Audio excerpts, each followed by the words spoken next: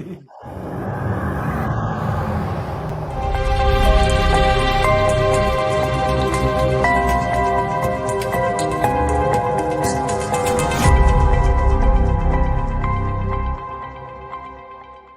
here at To Be Seen have traveled back to the console room because we have so much to discuss in the world of who? Doctor Who? Oh, with me as always is the host of the console room, the doctor himself, Ernesto. What's going on, buddy? How are you? Greetings and salutations, Time Lords, Time Ladies. Welcome to the console room. This is what we have been waiting for. This is what we have been gearing up for. We did 2 episodes in preparation, and Beowulf took care of it in 91 seconds. Yes, we are going to be talking about The Star Child, the first of 3 specials featuring the return of David Tennant and Catherine Tate, the Doctor, and Donna. And this is one of the things that I thought was amazing. I'll just get this off the bat because there's somebody I stumbled on the internets. There was, and this is an image you sent me, there was the classic Doctor story that Yes. the first time the Star Beast had come into question and the first time we saw the insectoid type of aliens. But somebody updated this for this current episode online. And you did get that. I saw that. I thought it was very cool. That was done by a gentleman who Russell T. Davies saw it and was like, "Oh, that's really cool." And that guy's name is the Butcher Billy, who did this image, which I thought was fantastic. He really nailed everything that you could think of in this special. So great job on the Butcher Billy. And he got kudos from Russell T. Davies. So good on him. If you can get praise from the man himself, Russell T. Davies, then far be it from us not to give kudos to this incredible artist. Thank you so much for your contribution. Again, being the elder of this coffee clash, I actually have that issue. Really? That Marvel #1 Doctor Who story featuring the 4th Doctor, Tom Baker, and this incredible, obscure, adorable creature, the Meep. Beep the Meep. And the fact that I had this story, I read it. I haven't read it recently, but when I watched this episode, I'm like, wait a minute, why does that little fuzzball look familiar? I knew that fuzzball from someplace. And then when spoilers as the story progressed, I remembered, yes, I know, and I know why I know this character. Incredible deep dive by Russell T. Davies. If this was Russ's first episode since taking over. Not only that, his first episode in at least 10 years. For him to do this deep dive into the expanded universe, to go into the plethora of comic book stories regarding Doctor Who, regarding the Doctor, and to take this fuzzball and put it right here in front of you. And yes, you're going to love this little guy. But until you won't. Until you won't. Because I think the underlying episode arc is there is more than meets the eye / looks can be deceiving. Because without a doubt, when you see these two aliens side by side, you're like, oh, the little cutesy furry thing, he's all good and on our side. Look at that big bug alien. He's probably, oh no, they're coming after us. They're no good. They even have like crab arms or something. Forget that. And it turns out it's totally the opposite way around. We as Homo sapiens are just inherently averse to anything insectoid. Yeah. And conversely, we are drawn to anything cute and furry. Yeah. And the fact that we took this story and played with that and just threw it in your face like a banana cream pie, that yes, you may enjoy something cute and furry, but that doesn't necessarily mean he's good. Well, let us hop into this episode in further detail. And we also always got to start with Doctor Who. Doctor Who? Doctor Who? Doctor Who? Fellas, you're never going to stop asking. Yes, in this fray, we are back with David Tennant, formerly known as the 10th Doctor, now known as the 14th Doctor. He is back and he's got some friends with him. This is one of the behind the scenes shots that I absolutely love. And you could tell that there was animatronics used for this particular furry creature alien that I thought. For that particular meep, absolutely. I'm not sure exactly how he was filmed. How, when I say he, I mean the meep, and we'll actually get to pronouns in a minute. Mm-hmm. But I'm not sure how the meep was filmed. There are two different actors that are credited as for the meep. There's the amazing and wonderful Miriam Margolis, who you may recognize as Professor. She is the professor of herbology from Hogwarts. Yes, with the glasses. Yes, her name escapes me at the moment. I'm sorry. The one that pretty much predicted everybody's death. Oh, you can't have a dinner with 13 people. The first person to stand up. No, you're confusing your my Hogwarts herbology professors doctor there, Joe. No, this was the professor who handled all of herbology. She was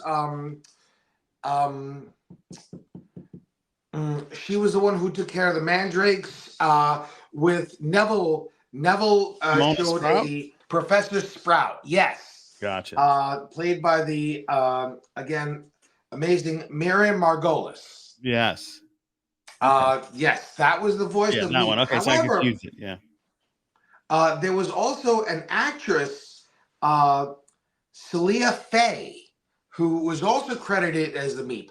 So I'm assuming that they did with her what they did with Sean Gunn on the Guardians of the Galaxy, was they put her in a mocap suit and had her just crouched down and acting as the Meep. So I'm gonna assume that. I haven't read anything as far as anything different. So considering that Bad Wolf Studios is now the head of production, and we can see that all the wonderful new things that the 14th Sonic can do. Yeah, that was cool. So the doctor returning, he runs into Donna in the alleyway as she's getting all these gifts, and he's like, "Oh, let me help you," because he's such a friendly and perfect person to just help people. And then he noticed who it was. He's like, "Ah!" And he puts the box back on. Not you. And she's like, "Oh, thanks a lot." I thought that was a nice bit of humor to start off the episode. But as things got out of hand and they're dealing with the fight, the literally gun scene, a nice caught in the crossfire, so to speak. The doctor is able to make a sonic screwdriver that makes a force field, and he's able to slide it in ever so slightly on both sides and get them out of the hairy situation. I thought that was fantastic. It was amazing. The sonic screwdriver has always been a MacGuffin, has always been we need to do something. Oh, the Sonic can figure it out. But now with the much bigger budget that these episodes have, and you can see that just in the graphics. Bad Wolf Studios, who is now the sole production company for Doctor Who, owned by Russell T Davies, they are, if they're getting any of that mouse money, they're spending it very, very well. We need the Sonic to do this. So let's make it as video real as possible. Let's make the audience not think, oh, well, it's just Sonic doing Sonic things. No, let's show them that this is how the Sonic works. This is Right. how the Sonic does this.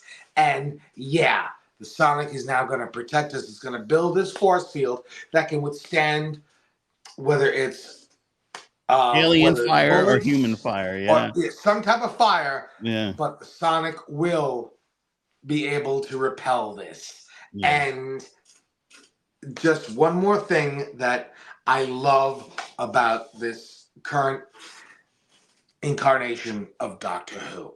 Yeah, right. So one fantastic thing that I thought worked really well with the returning of David Tennant is he tries his best to not meet Donna because he's afraid of what could happen.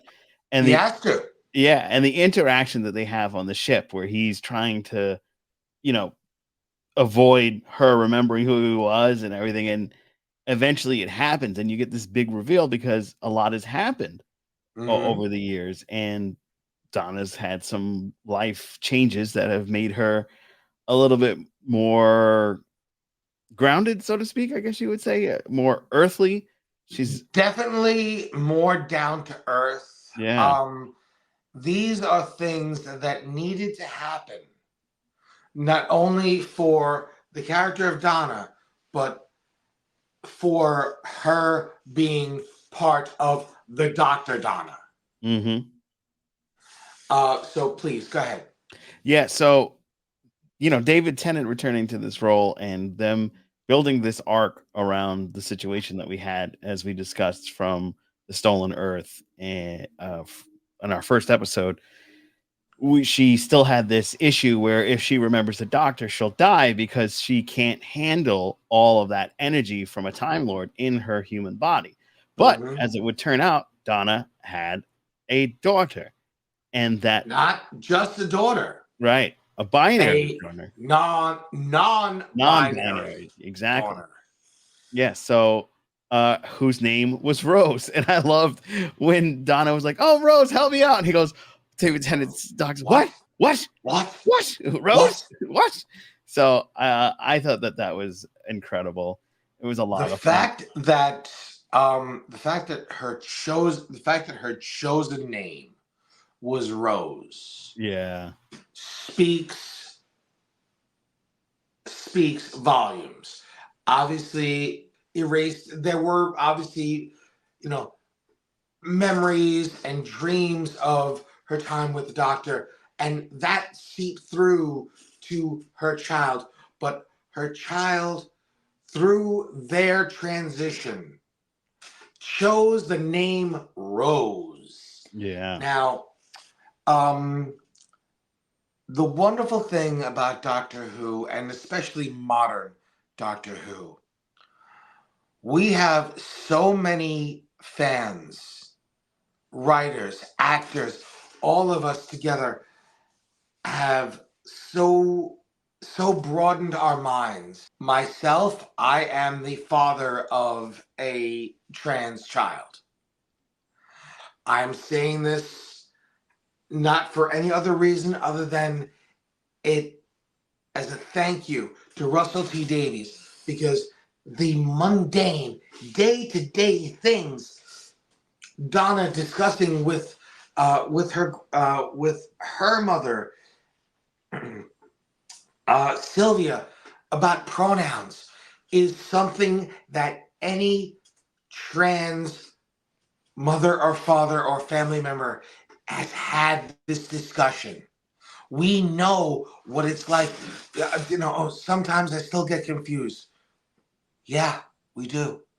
Thank you to Russell T Davies for bringing this into the mainstream. Thank you to Russell T Davies for putting this issue out there and saying to the TERFs, for those people who are unfamiliar with that term, it is someone who denies transgender and trans rights.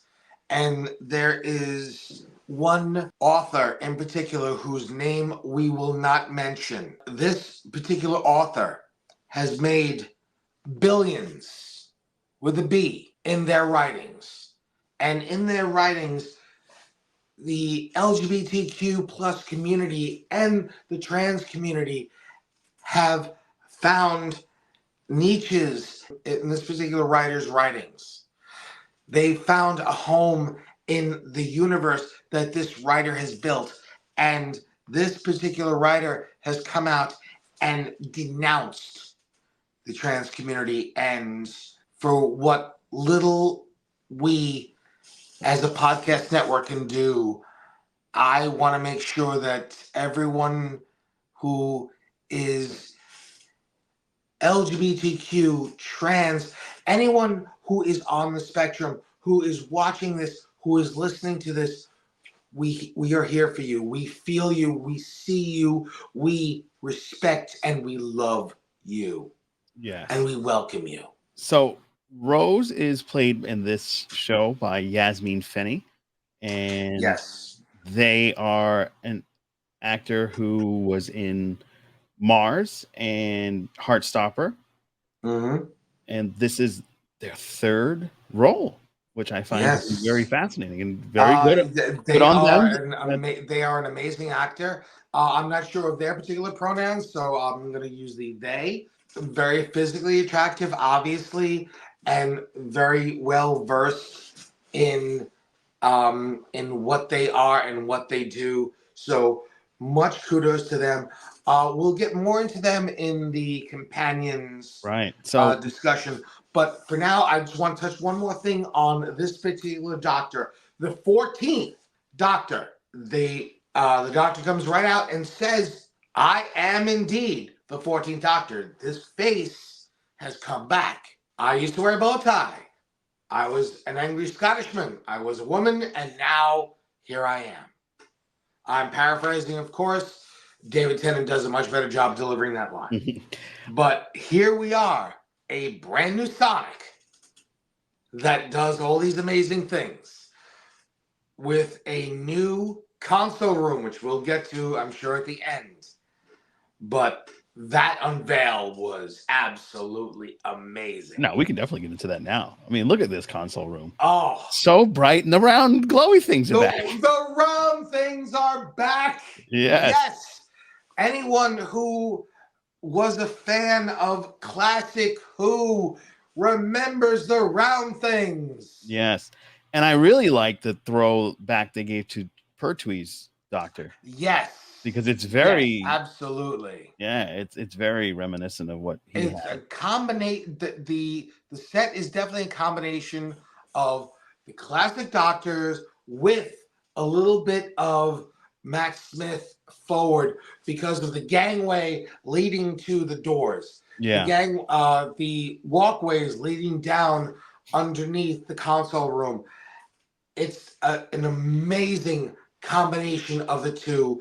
And again, Russell, am I giving you too much credit? I don't think so. Right. Russell, amazing. And one thing that there was an interview with David Tennant. He says, I can't take any credit for that. It was just something that I think is rather lovely and important to what Suits about Doctor Who is all about. And I really appreciate that quote. That quote is directly related to Yasmine Finney playing the binary character, the non-binary character. So David Tennant, again, proving what an amazing actor, artist, and human that he truly is. Yes. If you were not a fan of David Tennant before, and how could you not be? But if you weren't a fan of David Tennant before this, him just opening his arms and saying, it's not just me, it's everyone. Come look. How could you not love him? Right. So there was a lot of fun with David Tennant in this episode. I especially loved him finding out when he meets Donna's husband that she gave away all the money. And he's like, and why she did. Yes. Yeah. So since we're talking about Donna, I guess it's a good time to go into. See, I met this person and I got whooshed away across all space and time. I mean, I had the most amazing adventures, really. I mean, you wait till you hear, because I'm going to tell you them all. Yes, the companions in this episode are the Noble family, Donna, her husband, the non-binary child, and Donna's mom, which I thought was a really cool. The return of Sylvia was A absolutely necessary. very nice touch. And you can see how the character has progressed. Again, one of the advantages that we have and our fans have of having watched Stolen Earth and Journey's End, they saw what Sylvia was like at the end. No, she is my daughter. She will. Yeah, no, this is a mother, a mother lion looking out for her cub. And now, as a grandmother, still looking out for her daughter, not making any conscious effort into what, more spacious? No, it's not real. And that we finally saw, we were witness to Donna. How could Donna not see all these things going on around her? What I loved is We saw it. Yeah, she saw it, but I loved how they played her getting her memory back, her child having Etsy stores and drawing all those little cutesy, the way I used them in the thumbnail, because I thought that was super cute. But all those cutesy little creatures that the child was putting together in their Etsy store, I thought was very clever, because it showed the connection between mother and child, and how some of the doctor had This was just embedded on something the that child Rose was doing just out subconsciously. of her own creativity, not realizing that, oh, this purple thing with one eye is a Dalek. Oh, this silver thing with headphones is a Cyberman. The Jadoon, all those wonderful, wonderful, wonderful, amazing creatures that Donna met, that she passed down to Rose without even realizing it. And Rose just needed some type of outlet to get these out there and to do them as toys. I know we both know that we have a friend on another podcast, a Star Trek podcast, who has done one of their stuffies. I don't know about you, but my thoughts immediately went to our friend. And yep. Big shout out to our Okay, friends now, at all right, Strange who Pod. would win? Moopsie? Of course. I loved the Moopsie or Meep? I would go with Moopsie, because it eats bones. Now you see, that's a pay-per-view right there. Yeah, it is. But my favorite meme out of this whole thing was somebody posted the Meep, and they said, Meep, no, we have Moopsie at home. It's the classic America's Choice version of Moopsie. But this existed way before Moopsie, and it's a different type of species, a different alien altogether. And what a switch, that evil look on its face when you realize, nope, I'm here to do you harm. All it did was just smile for the first time and show those fang teeth. And that little detail was enough to go from sweet, innocent character to evil. Yes, aka nightmare fuel. But we'll get into the Meep a little bit more later. Donna, we find out when she's caught in the small quarters with the doctor, they release the Time Lord energy, and because Donna had a child, the child was passed some of the Time Lord energy, and it allowed Donna to remember and not die. So that was a great way to finally tie the bow on the great Donna Noble leftover story that was out in the universe that we never got closure to. So now we officially have closure to that, and we are moving on to the enemy. I shall now kill you, Doctor.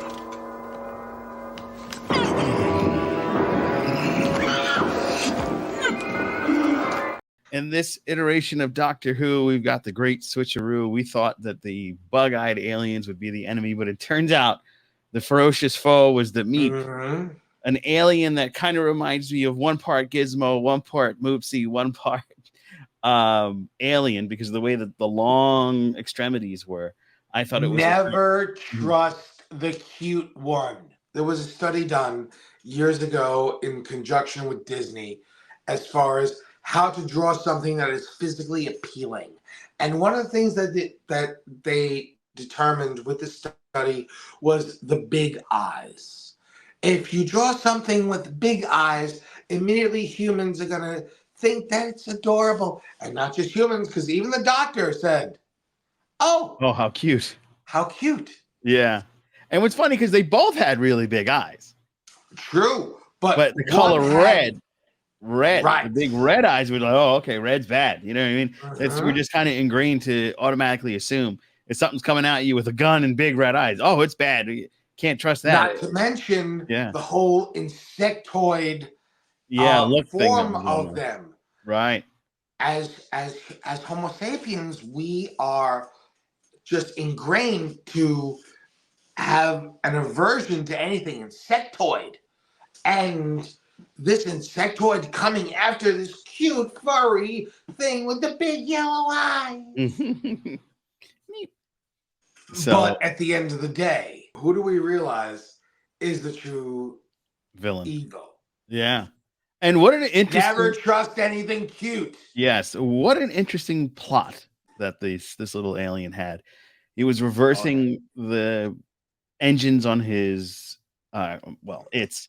I'm not sure if it's a boy or girl, but reversing the engine on its spaceship to burn its way and crack through the crust of the earth, and therefore burning up everything. And he was like, I'm gonna watch it burn. It was so vicious. I was like, oh my God, if I was a little kid, I'd be scared to death right now, because the thing I thought was cutesy and friendly is now destroying the entire planet.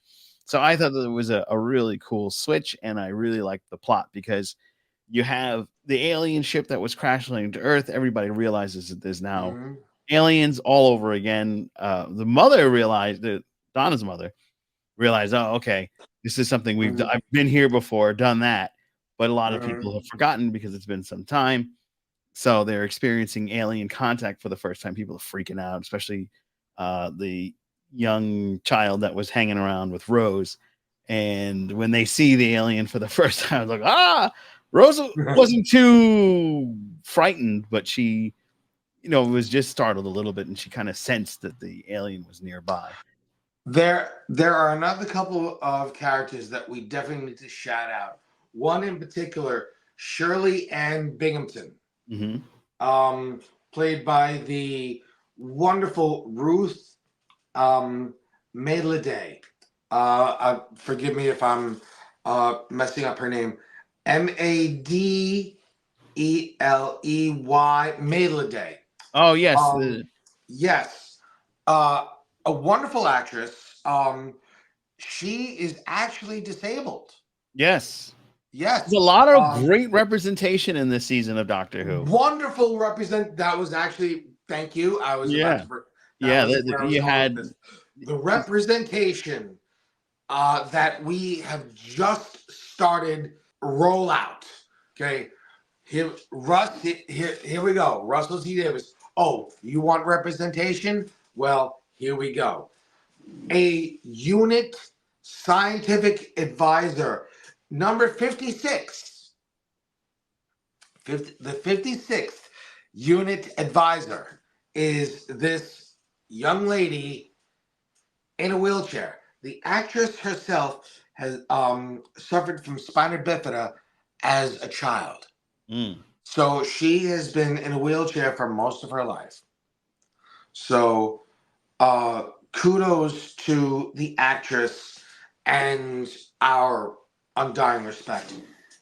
And the fact that she was able, and she even says to her subordinates, don't make me the problem. Do it. Yeah. I don't know about you, but when I first saw her, I'm like, okay, this is wonderful inclusion, but is it really necessary? Yeah, you know what? Yes, it is. Before I could even finish thinking the sentence, she made it obvious that yes, it is important that we see this character who is physically disabled. We need to see her this way and change our opinion. We see someone in a wheelchair, our knee-jerk reaction is someone who needs our help. This chick is a badass. Not only does she have poison darts in her wheelchair, but missiles. Yeah. No. This incredible woman does not need our or anybody's sympathy. She deserves the place that she has as unit scientific advisor. And even when the doctor got to her, oh, waiting all your life for this? Not really. A throwback You want to meet me. To another David Tennant episode. I believe it was Waters of Mars, when they had another unit scientific advisor who said that he was waiting his whole life to speak to the doctor. And here's this young lady with who she may not be able to walk, but she can hold her own. She can hold her own and fight off the oncoming horde. Yes. And so yes, much appreciation and much kudos to Russell T Davies. So the one question I have for you is, there was something that happened on the alien spaceship, the Meep's spaceship, where they opened it up and then there were these lights that came out and they got into the soldiers and the soldiers got possessed. And the way they played it is we thought that was the bug alien ship and the bug aliens had possessed. But as we come to find out, that's not what happened at all. So is the Meep in control of some type of special weapon that allows him to control? Without a doubt. The Meep was definitely in control of the unit faction. Which was evident to us as I don't know about you when you were watching this the first time, and we talked about watching something for the first time on the last podcast. But I noticed this on the first watch, and I noticed it again as I rewatched it again today, and a third time with Faith. Those soldiers, as they're firing at the doctor and Meep and Donna and her family in Sean's cab, and my knee-jerk reaction was, "Wow, maybe the Bedwolf budget isn't all that good because they're showing laser blasts on this car, but no damage." Interesting. As it turned out, guess what? That was a plot device that the doctor noticed. Yeah, we took all these hits, but no damage. Yeah. Why was that, Meep? Yeah, he saw right through the Meep. But I was wondering, do you think it was another species that was in the ship? And because Meep is the last of its kind, so was that a species that he controlled that possessed the other soldiers, or that's a good question. Or was that a sure. I'll have to rewatch it again. Or, of course, if anyone else caught this that we didn't, please leave a comment. Yes. After you like and subscribe our wonderful podcast, and ring the bell. A comment. Do you believe that these were the Meep's followers, or was this just some program that Meep put into as a failsafe? We would love to hear your opinions on this. Yes. There's so much to unpack in this inaugural episode of without a doubt. I still have 3 cases that we need to unpack for this. Yes. It was a fantastic way to kick off. A lot of people are saying Doctor Who is back. I think Doctor Who never left. I just think we're in for a great run with the returning Russell T Davies. He really knows the character in and out, as a fan in his childhood and as a showrunner previously. So I just think we're in for a really good run. And it's also interesting that they had just announced that since the show has moved to Disney, they will be changing some of the writers. Yes. So I found that to be pretty interesting. Well, Because one thing that we haven't discussed prior to this is Doctor Who is now under the umbrella of Bad Wolf Studios. Mhm. Bad Wolf. Does that name ring a bell? Yeah. Yes. Rose. Russell T Davies, the founder of Bad Wolf Studios, is now in full production charge of Doctor Who. Disney is distributing their product in the States and around the world, other than the UK and the BBC. Mhm. So what that means is that Bad Wolf is getting some of that mouse money. And because Bad Wolf Production Studios is getting a piece of that mouse money, they can do stuff that we, the fans, have always wanted to see. For example, Buzzing the Sonic. And now, okay, here is all this wonderful exposition that in the Marvel movies we relied on Jarvis to tell us what was going on. Now we have the Sonic to tell us this is what this ship is. This is what we need. And the graphics to go along with it. And all that shows is the extra money that Bad Wolf is receiving from Disney, adding to their production value, adding to the overall show. We, the Doctor Who fans, those days of cardboard sets and rubber monsters, ladies and gentlemen, Time Lords, Time Ladies, those days are gone. And another We can- interesting note with this particular part of the negotiation, the contracts were freely negotiated. This is from Deadline, and they understand that these negotiations were agreed with writers, the agents, and the move comes at a topical time for the writers' compensation, particularly given the recent labor action in the U.S. Doctor Who remains a British show and thereby doesn't have to abide by WGA contracts. But the optics are interesting, given that the move comes after Disney Plus boarded the series last year as a partner outside of the UK and Ireland. So basically, the contract deals that were struck prior to the resolution 2 months ago. So the residuals were a key sticking point in negotiations between the Actors Guild and the Writers Guild. And it seems Absolutely. like this is because it's basically offshored, it doesn't actually have that type of impact. So it's very interesting that Deadline had brought that up this week.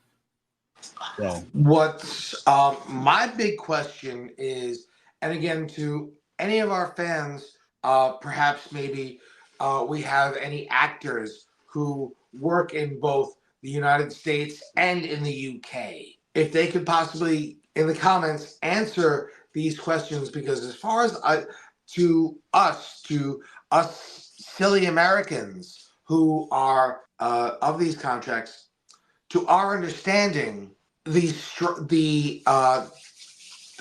writer's strike and the actor's strike didn't necessarily affect these BBC shows. However, with many actors like David Tennant, especially, who does work in the United States, I'm sure he's a SAG-AFTRA member. So, did the strikes affect them in the UK? How much did it affect? How much did it affect the promotions that they're doing? This is something that we as lay people, not in the industry, we can answer that.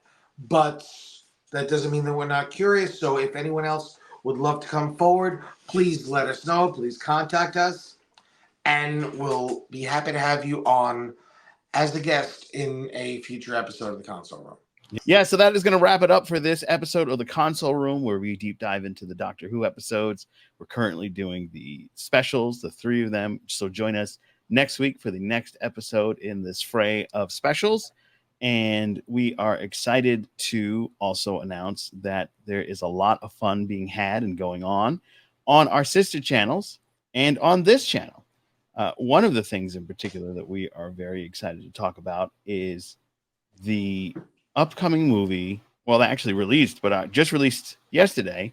Our slasher talk about the Thanksgiving movie that is out and available to watch right now on To Be Seen.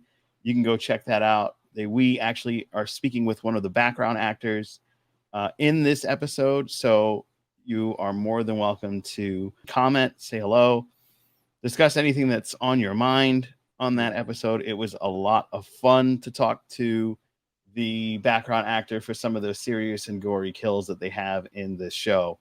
So be sure to check that out. A lot of fun with our friends over at Pop Culture Spread, who produced the intro. That is Jace from Australia, known as VHS Jace. He and his buddy Rick are talking every 2 weeks about streaming and movie news. So be sure to join them every Friday at 7 p.m. so you can see what's going on in the world of TV and streaming. And we've got even bigger news, believe it or not. We have something very special over on our sister channel, where I am the co-host with Jason Roy Gaston of Captain's Quadrant, and we are hitting our 100th episode. So Congratulations. Thank you. Yes, we're going to be talking about Subspace Rhapsody for our 100th because we were unable to talk about those. And this is technically considered an Agony booth, so the thumbnail image shall change when we watch that episode this Thursday. Really? Yes. This is considered by my co-host to be an Agony booth episode. So this will switch to an Agony booth, and we have this will be a very interesting. Fans, if you've never watched an episode of the Agony Booth before, this is one that you definitely need to hop on. Yes. If nothing else, just to prove to Jason that this episode does not belong in the Agony Booth. Yes. So everybody has their own opinions, and we get to divulge ours with that as well. So be sure to join us on Captain's Quadrant on YouTube as we are hit our 100th. And we're giving away a big prize. You can get so many Star Trek collectibles that you can't even shake your phaser at. Klingon fleece, a Captain's Quadrant keychain, and much more. Star Trek pen featuring the very handsome William Shatner in his youth. So be sure to check that out. And of course, our good buddy Jason Roy Gaston. He is the host of his own channel. Our buddy Jason Roy Gaston. Somebody called me right in the middle of my promo. Our good buddy Jason Roy Gaston has his own channel, and that is where comedy comes to die. You can join Jason and all his furry friends in a chat about everything pop culture related, movies, TV, and video gaming with his furry friends, including the guy in the corner. So, like I said, that is going to do it for us this week. Be sure to join us next week. That call that Joe just got was from Jason Gaston trashing me and my opinions as far as Subspace Rhapsody. So a lot going on. Be sure you like, share, and subscribe. Those things are very important, especially the like. And make sure you ring that bell so that you're notified the next time we're back on. So for Captain Joe Dove and, of course, the Dr. Ernesto, we will see you next time.